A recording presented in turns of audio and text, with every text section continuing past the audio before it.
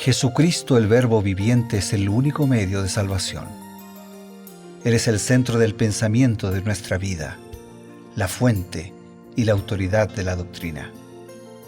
El principal propósito de la vida de Cristo fue la obediencia a los mandamientos, exaltando la ley de Dios como un reflejo de su carácter. El principal mensaje a ser predicado en el mundo, basado en Apocalipsis 14, está representado por 3 ángeles llevando el Evangelio eterno al mundo entero. Este mensaje se basa en los encantos inigualables de Cristo y declara que la hora del juicio ha llegado y llama a obedecer los mandamientos de Dios. Mediante su palabra, Dios ha comunicado a los hombres el conocimiento necesario para la salvación.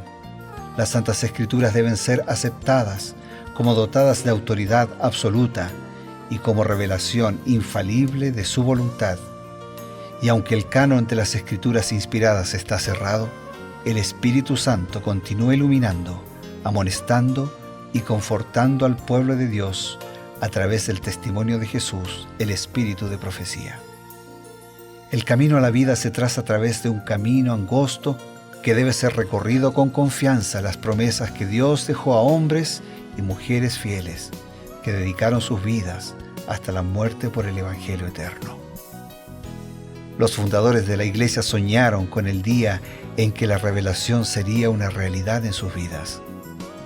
Miraron con los ojos de la fe a aquel día glorioso cuando finalmente la promesa sería cumplida en la venida magistral de Jesucristo a esta tierra para recompensar a cada uno según sea su obra.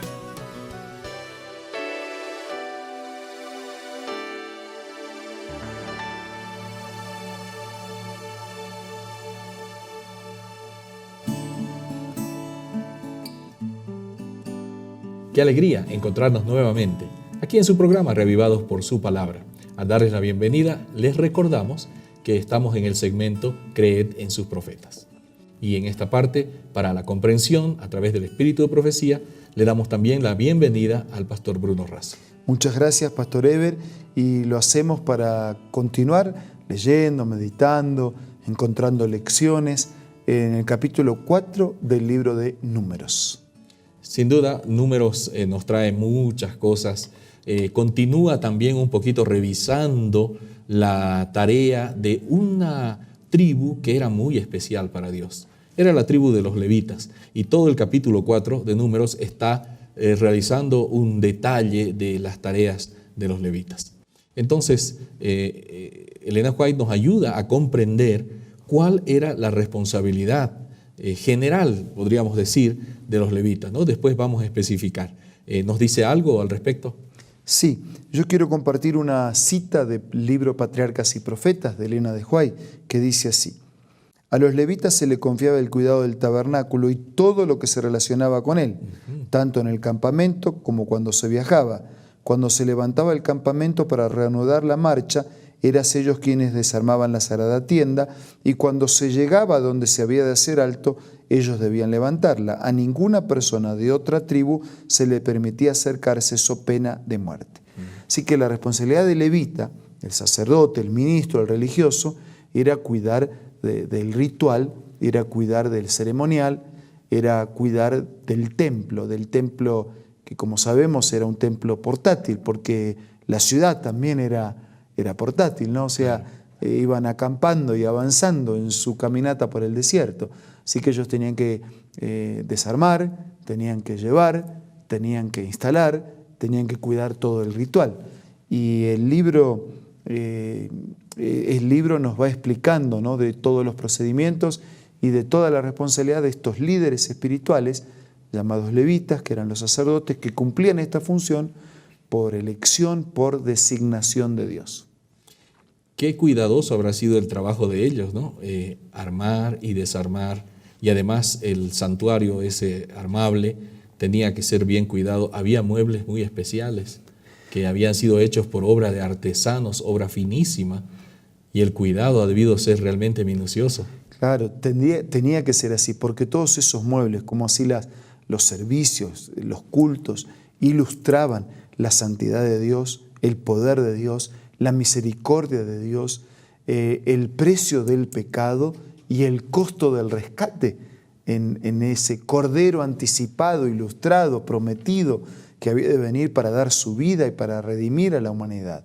Entonces tenían que ser muy cuidadosos, extremadamente cuidadosos por lo que representaba, por lo que tenían en sus manos, por lo que eso ilustraba y porque tenía que mantenerse claro la vigencia de esa enseñanza.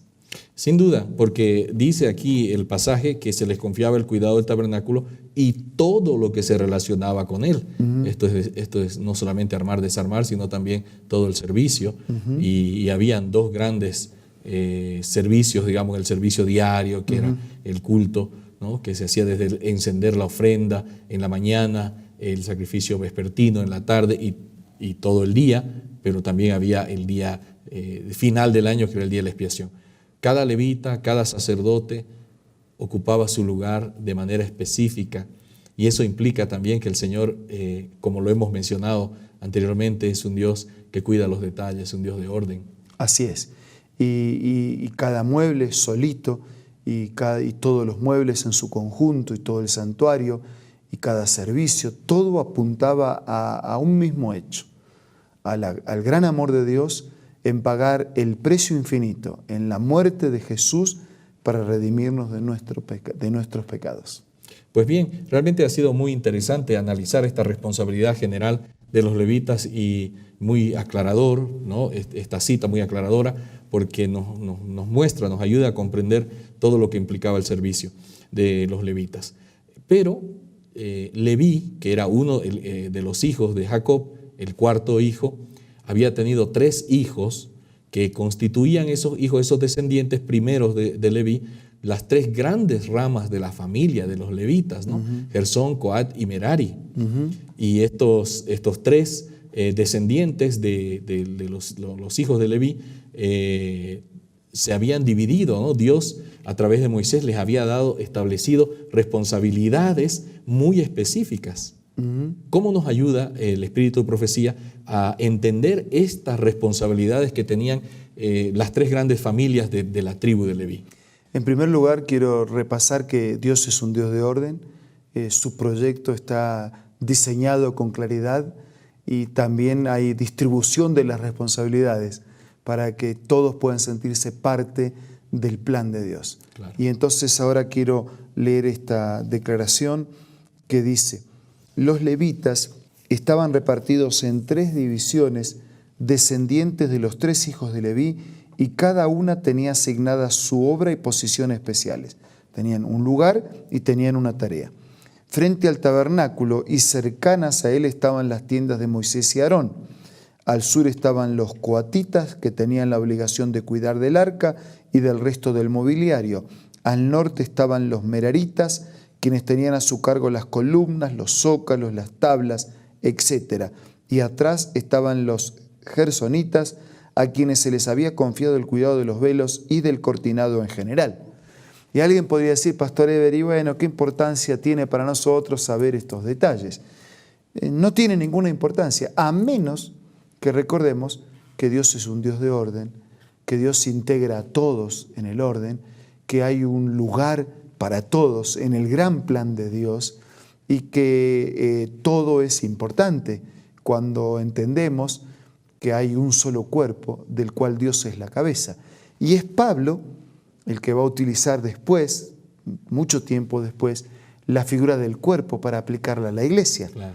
Y para decir que en un cuerpo hay distintos órganos, unos más chiquitos, unos más vistos, otros menos vistos, pero que cada uno de ellos tiene su lugar y su función dentro del cuerpo, y que no se le ocurre a la mano pelear contra la otra mano, claro, porque son complementos, y que no se le ocurre a un ojo decirle al otro que no lo necesita, y que todos esos órganos y miembros de ese cuerpo que tienen su lugar en el cuerpo dependen y mueven, o sea, desarrollan sus movimientos bajo la indicación del cerebro, de la cabeza.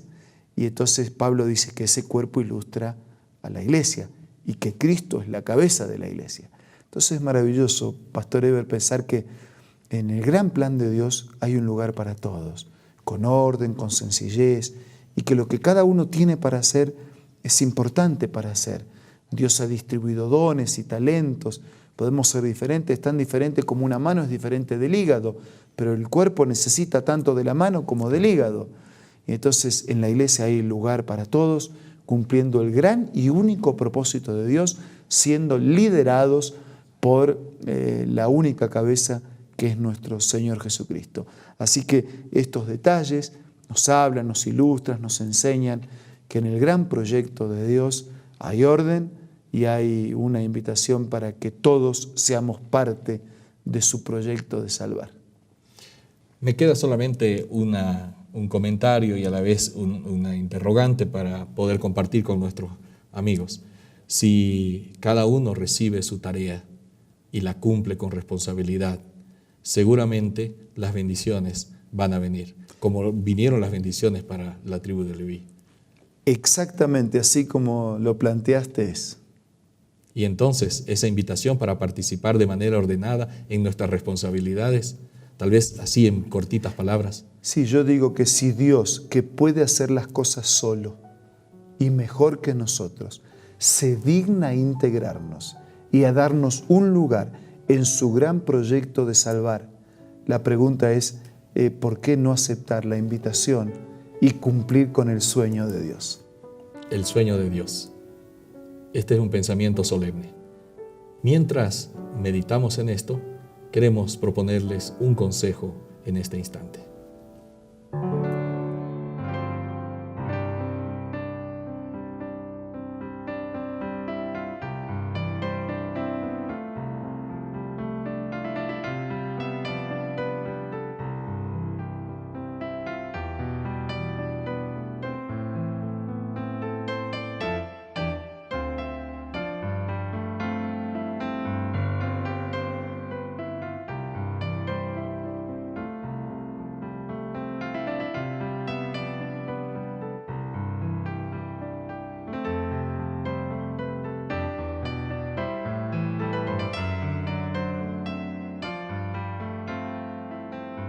Hola, seguimos descubriendo más consejos interesantes. Mira el que encontré el día de hoy. No tenemos nunca por qué sentirnos solos. Los ángeles son nuestros compañeros. El Consolador que Cristo prometió enviar en su nombre mora con nosotros. En el camino que conduce a la ciudad de Dios no hay dificultades que no puedan ver quienes en Él confían. No hay peligros de que no puedan verse libres. No hay tristeza ni dolor, ni flaqueza humana para cual Él no haya preparado remedio. Linda cita, ¿verdad? Esta y muchas otras puedes encontrar en el libro Ministerio de Curación, escritas por Elena G. de White, una autora y escritora muy reconocida.